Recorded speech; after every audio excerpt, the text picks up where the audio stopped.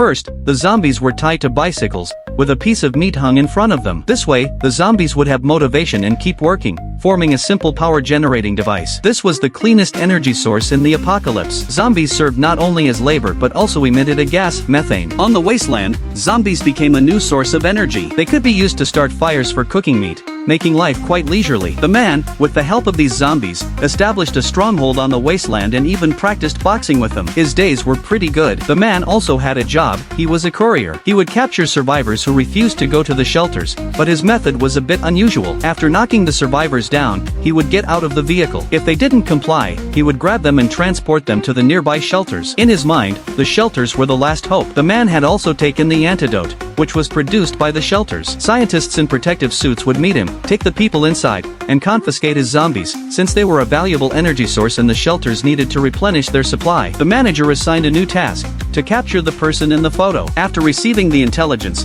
the man left the shelter and arrived at the designated location. His approach was still unconventional. As soon as he saw the target, he fired a cannon. Holding a bulletproof shield, he prepared to make the arrest. At that moment, a grenade was thrown. A woman ran out from behind the vehicle, charging at the man with a baseball bat. Fortunately, he had his shield up, or he would have been in trouble. Seizing the opportunity, he delivered a shield bash, knocking the enemy unconscious and successfully capturing her. What he didn't expect was that there were other people in the vehicle. On the way, the captured survivor suddenly mutated. The man quickly drew his pistol, but something strange happened. She remained rational and claimed to have medicine. After taking it, she didn't mutate. The man delivered her to the shelter and watched as the soldiers took her away. Finally, he couldn't help but ask the manager if the antidote was complete. The manager didn't answer. In reality, this was all a conspiracy. In an underground laboratory, scientists were conducting experiments. The man had no idea that the survivors weren't being taken in as refugees but were being turned into test subjects. The scientists were using live humans to create a serum that could only suppress the virus,